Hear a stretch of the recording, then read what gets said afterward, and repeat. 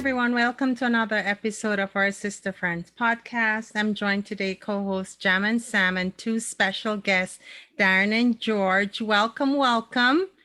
Great to see you guys. Everyone is looking so lovely.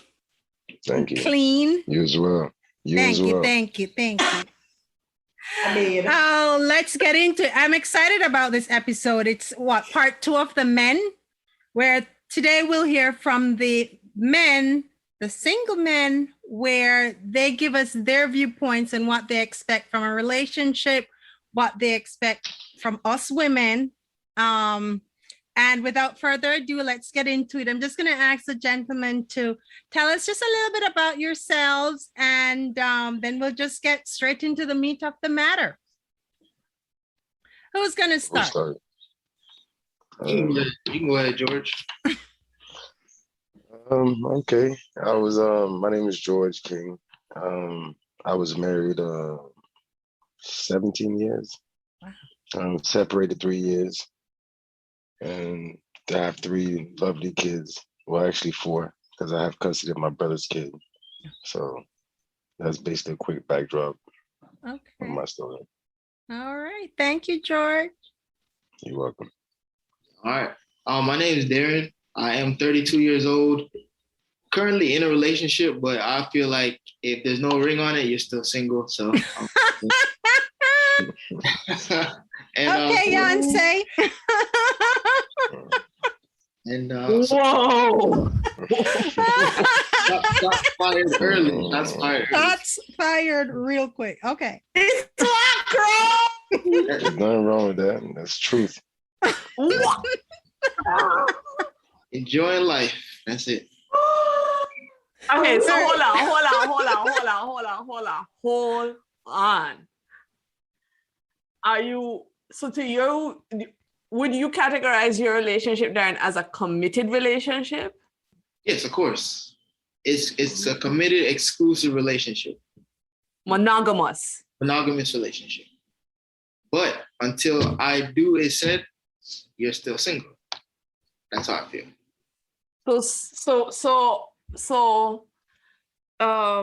marriage is your definition. Sam is speechless. I've never seen Sam speechless. Jano. So your definition of if you're in a relationship, how are you single? What is your definition of a relationship then?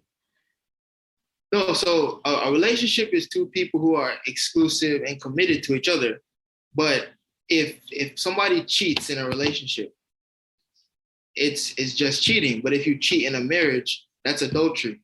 So I feel like that it's more serious in a marriage covenant than just a boyfriend-girlfriend. Boyfriend-girlfriend is just a play on words, but husband and wife is the real deal. So do you think that in that line of thinking, I have quite a few questions. In that line of thinking, if you cheat, is it easier in a relationship where you're not married, right? As in, I do's, sign a piece of paper, religious ceremony, if you will, for those who care for that. If you cheat in anything that's not that situation, should it be absolved and forgiven? Does it count does it weigh at all, or does it just not weigh as heavily as it would weigh in a marriage? I think the latter answer that you said. If you and I are in our relationship and I cheat, right? You and I just break up, we go our separate ways. Whereas in a marriage, if cheating takes place, then now there's the laws involved. We have the kids are involved. We have separation of assets and all these various things. So I feel it's more, the consequences are heavier in a marriage than compared to just a boyfriend and a girlfriend. Yes, you're still gonna, out of respect, be committed and be serious in a relationship, but the consequences are heavier for a marriage. But outside of the tangible things that you're going to have to sacrifice or that you have to deal with, what about the intangible things like your emotions, your feelings? Are you saying that the intangible weighs heavier as well in a marriage as opposed to non-marriage? Could you kind of rephrase it? Because I think I'm not Okay. You spoke about things that there's more consequences if there's cheating within a marriage, right?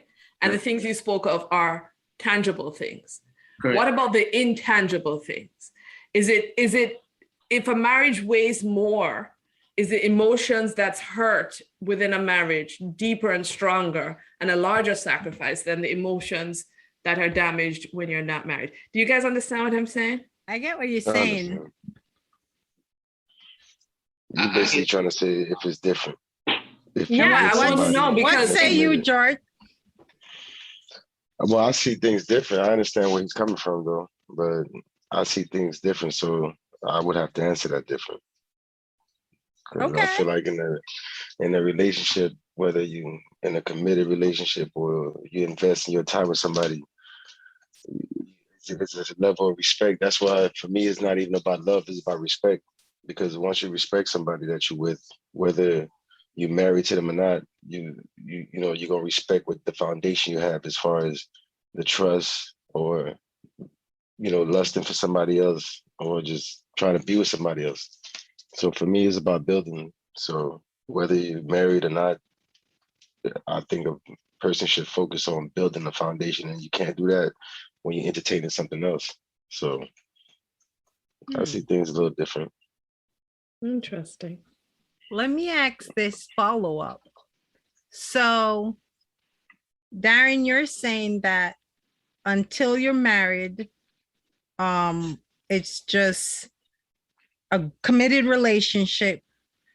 And I think Sam was saying, is the emotion stronger or not as does it hurt less if someone cheats on you when you're boyfriend and girlfriend or when you're married? I think it hurts. Yeah, I think it hurts both ways. It's just that in the marriage, you have more to lose. In a relationship, you don't have as much to lose. But I believe it's still going to hurt in the marriage outside. It's still going to hurt, yeah. Hurt equally? Equally, yeah. Okay. So let me ask you this, George, from your perspective as someone who's been married, right, and is currently no longer married, if I understood that correctly. Separated, to be honest. Separated, okay. So as someone who's experienced a long-term marriage, 17 years, that's a long time. That's a good number of years. That's coming from somebody who was married too. So do you see a difference between married with the exception of the tangible things? Do you see the difference between being married and not being married? Would you get married again? I know you're separated, but let's just say. I mean, I would never turn down, that factor. But right now, I'm just focused on myself as far as myself and my kids, because you can't go to another relationship broken. So for me, I have to do a lot of repair with myself. So I don't have to bring that baggage on to the next relationship. And, I get to figure out who the hell I am. Because you think you know who you are. That's some very powerful, strong words. And I don't think we hear it often enough, to be honest. That speaks volumes, that speaks growth, where I'm not ready for another solid, committed, grounded relationship until I heal me. Am I hearing you right? You're right, because it's not fair to whoever else I decide to be with. And it's not fair to yourself either. Exactly. So, I come first, and I didn't realize that. So I have to put myself first. So I got to figure out.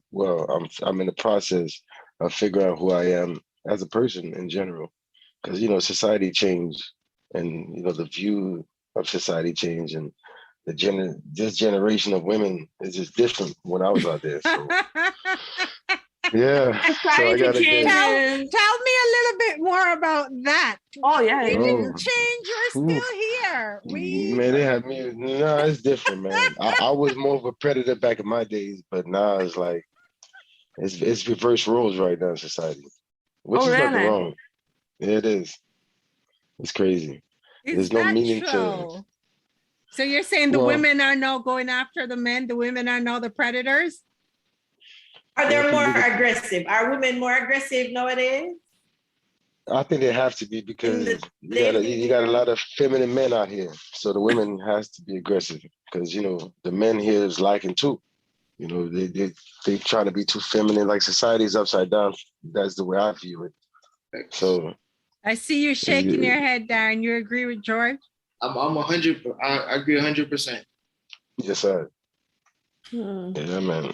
Society's changed. So right now I'm just observing and Whose taking it fault all is in. it? Whose fault is it? Why is Well, it? You can't blame nobody.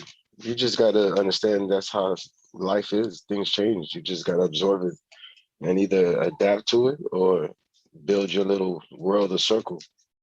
So, Do you think it happened, or a contributing factor is when women became equal, this whole equal rights? We want equal rights. We want to be equal pay, want to go in the work world instead of staying home and, you know, being a housewife. We're out there, you know, building our careers, building our businesses, you know, being more assertive. Do you and independent? And thank you. Is that a contributing factor? Is it because we became more, you know, vocal about that? That's always been the Black woman, but society has used that in the wrong context. So what you just described is a strong, independent Black woman. But at the end of the day, if you're talking about as far as raising a family, if you're talking about being an equal, then no, a woman is not an equal. That's why in the Bible, if you want to go to spirituality, the woman comes from the rib, which is beside us. That doesn't depreciate her value because at the end of the day, a woman is what keep a house afloat. When the queen is mad, then, and I can tell you that firsthand, when the queen is mad, nothing else matters. So, you know, if somebody can accept facts for what it is, which I think that's the problem with society, you know, everybody want to go off how they feel. If you feel good, just do it. You have one life to live. Or if you want to be with another woman or another man and you same sex, go ahead. It feels good. So everybody's going off feeling and not principle or facts. So, and when I say facts, 2 women can't reproduce, 2 men can't reproduce. And that's a fact. That's and there's only so that's what I mean when I say facts. Okay. So, okay. I feel you on that one. Yes, Darren, do you agree with George that men have become too feminine? Yes, and I believe that it's engineered and it's intentional. Okay. We can only speak on the Black community because I'm Black, we're Black, so I can only speak on that. But the strongest unit of the Black community is the Black family, right? Absolutely. The father, the mother, and the children. And society knows that a strong Black community, it revolves around that. So if you want to destroy the Black community, you got to attack the Black family.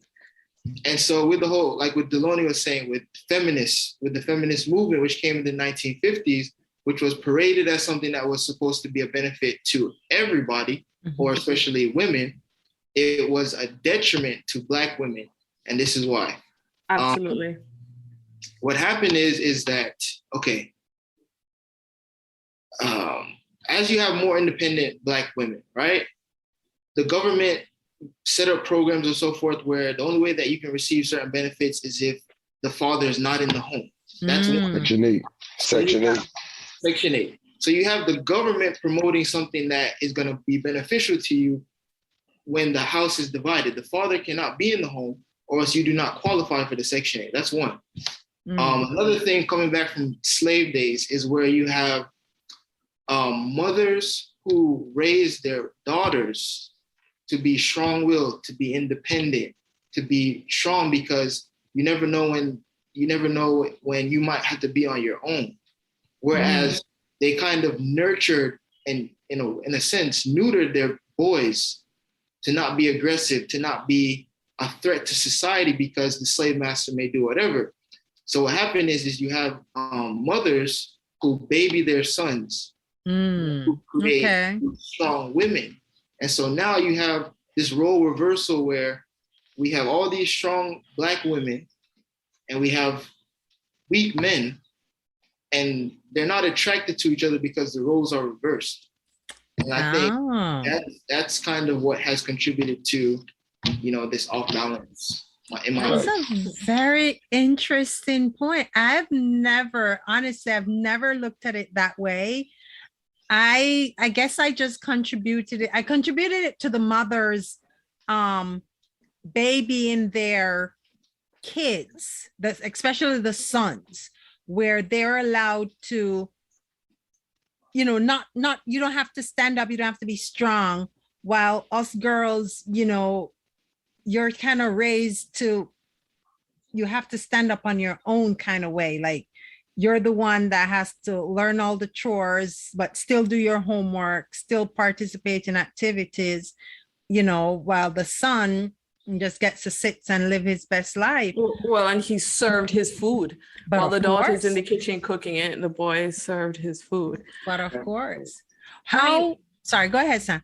I believe it or not, and you ladies know how I am about the whole independent thing, because I think the strength of a woman is unmatched, and it's just innate within us, especially a Black woman. But I do agree to a certain point with Darren. I do. I agree that I agree that the feminist movement was an anti-Black woman movement in the United States. Right. So, and I believe that to this day, the feminist movement in the United States is anti-Black woman movement. I don't believe that there is support for Black women within the feminist movement here. I agree with you as far as government subsidies, 100%, that is designed to destroy the Black families and the quote unquote minority families. I do believe that there is a threat to the stable Black home not just in the United States, unfortunately, because the United States is so influential. I believe that spilled over into a lot of other territories as well, that mindset and that mentality. So I agree with that 100%. And I think that I find that delinquent, non-sustaining men are shown more, right? Whether it be in media or whatever it may be. And the father who's committed, who's faithful, who's a good father is not, right? And it's not advertised as much, and it's not shown as much. And so the stereotype has been tilted, right? So I agree with that 100%. Let me piggyback off of that. Let me throw something else in the ring here. What point in a relationship do you think it's the time to, like, as Darren started out, put a ring on it? So you found a person, you've gone out a few times, you've grown to meet the person. What makes you know that this is the right person to go to the next step, to get married to?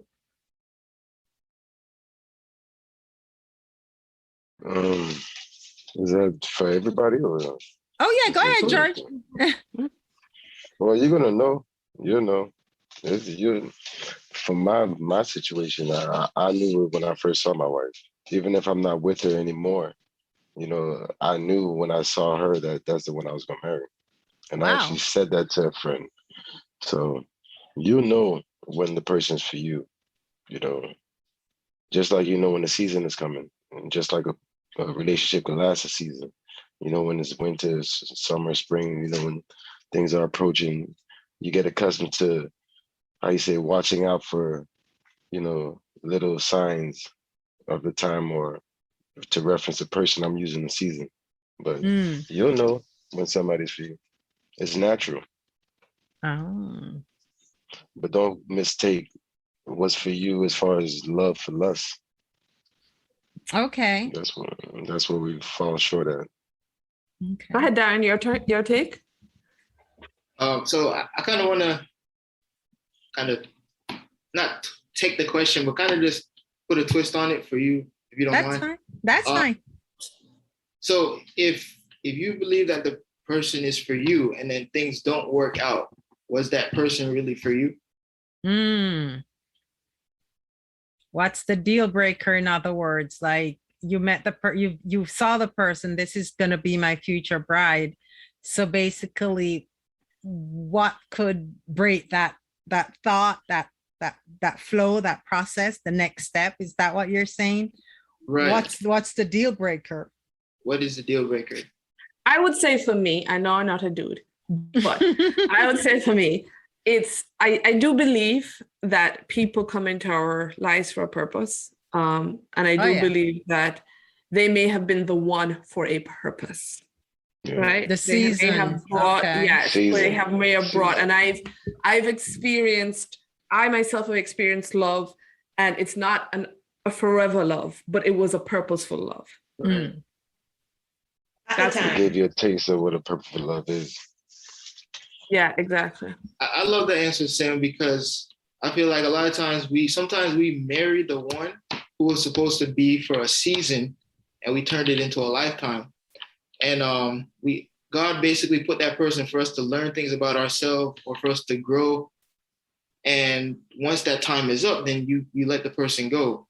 And I know from my personal experience, because I was never married, but I did get to the point of engagement where I believe that, this person who I've been dating, who she met my family, we have been dating for about 4 years. Both families know each other.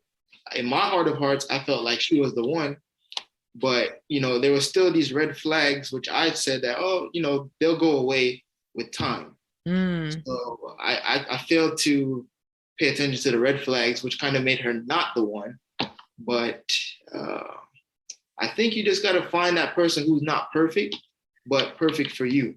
Nobody's perfect. Nobody's perfect. Excuse me.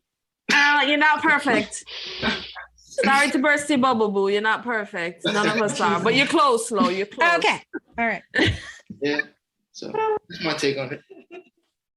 Okay, I have another question because I'm very intrigued, and now part one with the episode we did with the married men. This was a big issue. This was a big point of conversation as well. I'll just kind of give you a little bit of background. Is that I myself was married. I am divorced. I am currently not married, and I have been, I think it's about 14 years since I've been married. And I have spent a lot of time, as a single person. I went through the what George is going through now, but getting to know myself again, to getting to understand myself again, getting to love myself again as me and not me with a husband, right? Mm-hmm. So I went through that. It was a beautiful phase. I recommend it for everybody. But I am because of a need, right? Because I went through all of this, I am an independent woman, I lived in a country where I have no family. So I, did a lot of the raising of my son without a lot of help. So life forced me to be an independent woman. And I wear that title with pride, right? Because it was a lot of work, and it's just the way the cards fell for me. But so someone like me, or, say you meet a woman like me, what is that attractive or not attractive? Just based upon what you gentlemen have been saying about a woman being strong and carrying a home and it changing the dynamics of the family life. Does that make sense? It does make sense, but I would never reference that as a downfall of to be a strong, independent woman. But that shouldn't be your main focus, to say I don't need anybody, I'm strong, independent. It's good that you can be independent and you don't depend on nobody, but at the end of the day, it's always good to have somebody by your side.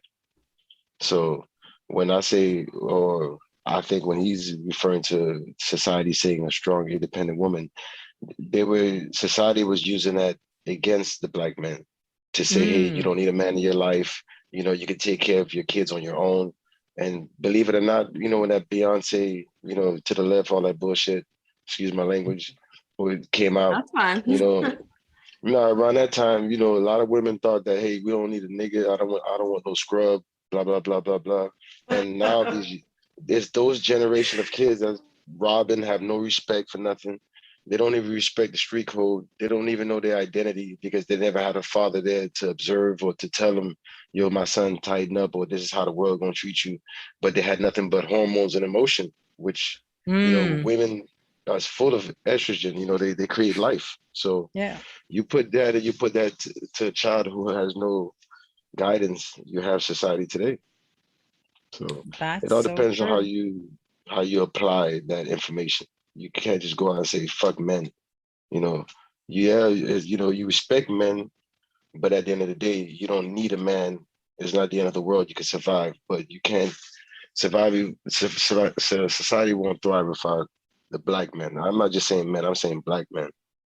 Okay, so let me ask you this, George. So, in your opinion, do you see that a woman getting a husband, getting married, is that the highlight of, I shouldn't say the highlight of her life, but is that one of the best things to happen to the woman? Or is it the best thing that happened to a couple? That's the best thing that happened to both individual. It doesn't go towards one sex or one origin. It goes towards whoever decide to join forces, because you have, instead of one mind, you have two minds. Instead of one income, you have two incomes. So it's not beneficial to the woman as if she's weak, and saying that, hey, if she power up with a man, is always beneficial to her.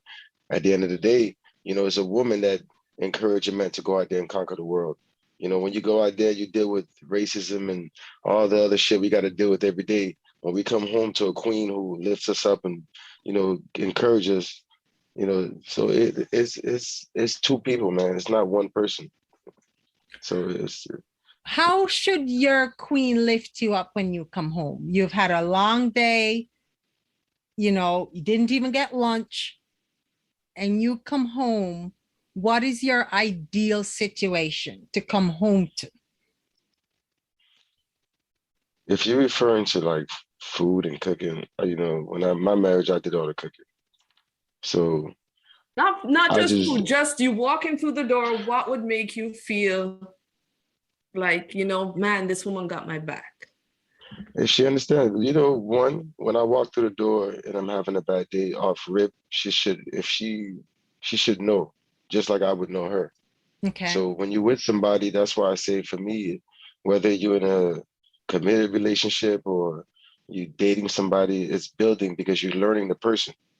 So that's part of, building. When I walk through that door, she should already know, and I would already know if she had a bad day or it was hell at home with the kids, or if she's working too, because that doesn't mean she had to stay home and work. I'm just giving an example. Right. If I walk through that door, we should be so intertwined with each other that she know I had a bad day. So she would already know how to approach me, because we would have that understanding and that foundation. So, all that comes with building. And it's very important to build, because you get to know, why this foundation is important, why this wood is important, why the installation is important. Everything has a purpose in this household. So building is very important. Okay. And she would know that when I walk through the door. All right, Darren, what is your expectation? You're in a relationship now.